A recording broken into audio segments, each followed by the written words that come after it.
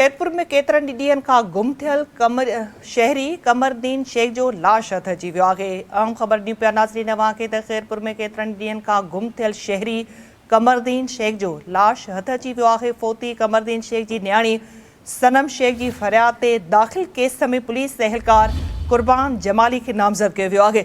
FIR में मौक़िफ़ अख़्तियार कंदे फरियादण सनम शेख जो चवणु आहे त वालिद कमरदीन शेख 5 लख रुपया खणी ईद उल अज़हा लाइ जानवर ख़रीद करण निकितो हुयो।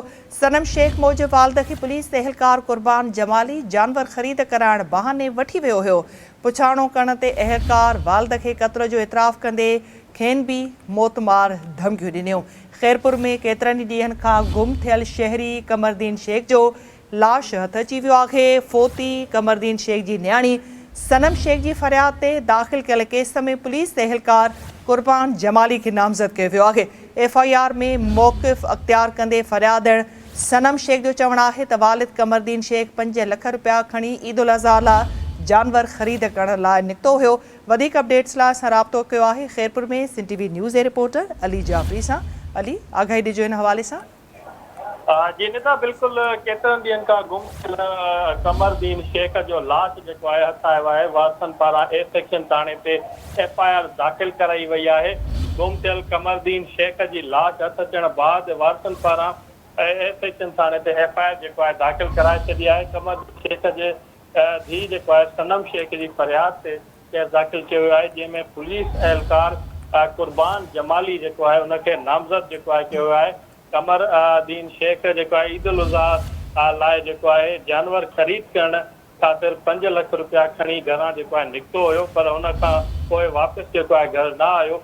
FIR जो जेको आहे इहो ई मतन आहे। थाणे ते जेको आहे पुछा गुछा करण बाद मालूम थियो त कमरदीन शेख खे पुलिस एहलकार कुर्बान जमाली जानवर वठण जे बहाने पाण सां जेको आहे वठी वियो हुयो। कुर्बान जमाली जेको आहे एहलकार खां पुछाणो कयो वियो त हुन मुबैना तौर ते चयो त मूं कमरदीन शेख खे मारे छॾियो आहे। जॾहिं त उहा ॻाल्हि जेको आहे ॿाहिरि निकिती त उन खां पोइ जेको आहे मारण वारी जेको आहे इहा FIR आहे A सेक्शन थाणे ते जेको आहे कटी वई आहे। फरियादी सनम शेख मूजिब ईदीअ पारां लाश खे नामालूम करार ॾेई दफ़न कयो वियो, जॾहिं त हाणे लाश जी सुञाणप ऐं वधीक जेको आहे जांच लाइ क़बर कुशाई जी दरख़्वास्त वारसनि पारां पिणु ॾिनी वई आहे। होॾां A सेक्शन थाणे जी पुलिस ते जज जे जेको आहे छापे दौरान FIR में नामज़द पुलिस एहलकार कुर्बान जमालीअ खे पिणु जेको आहे हुनजी गिरफ़्तारी ज़ाहिर कई वई आहे। वधीक जेको आहे पुलिस हिन मामले ते जेको आहे सॼी तहक़ीक़ात करे थी। जी निज़ाम। ठीकु आहे अली, अपडेट करण लाइ वॾी महिरबानी।